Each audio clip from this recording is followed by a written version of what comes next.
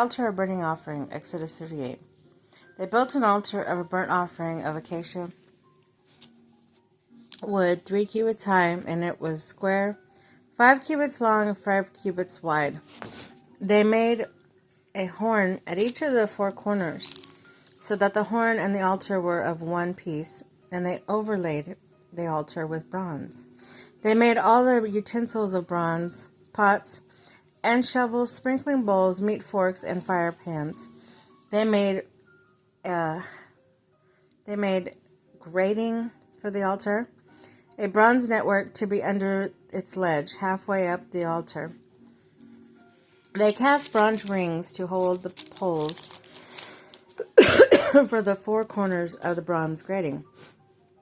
They made the poles of acacia wood and overlaid them with bronze. They inserted the poles into the rings so that they would be on the sides of the altar for carrying it.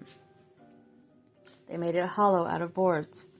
The basin for washing, they made the bronze basin, so its bronze stands from the mirrors of the women who served at the entrance to the tent of meeting.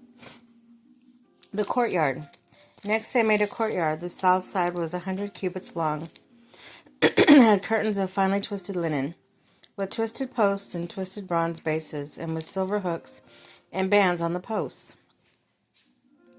The north side was also 100 cubits long and 20 posts and 20 bronze basins, with silver hooks and bands on the posts.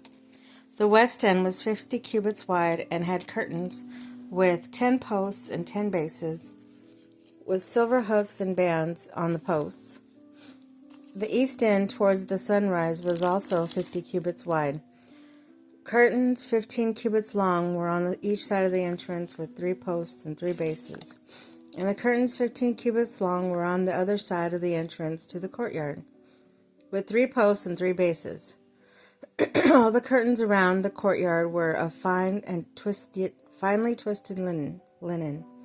The bases for the posts were bronze. The hooks and bands on the posts were silver, and their tops were overlaid with silver.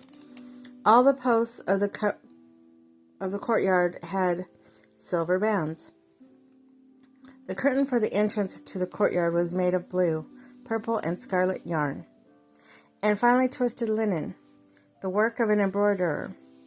It was 20 cubits long and, like curtains of the courtyard, 5 cubits high, with 4 posts and 4 bronze bases. Their hooks and bands were silver, and their tops were overlaid with silver. And the tent pegs of the tabernacle of the surrounding courts were bronze.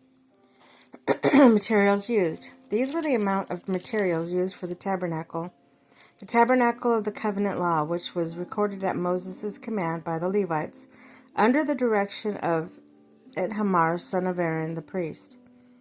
Bezalel, son of Uri, the son of Hur, the tribe of Judah, made everything the court commanded Moses. With him was Oholiab, son of Ahisamach, of the tribe of Dan, an engraver, a designer, an embroiderer in blue, purple, and scarlet yarn, and fine linen. The total amount of gold from the wave offering used for all the work and the sanctuary was 29 talents, 730 shekels, according to the sanctuary shekel.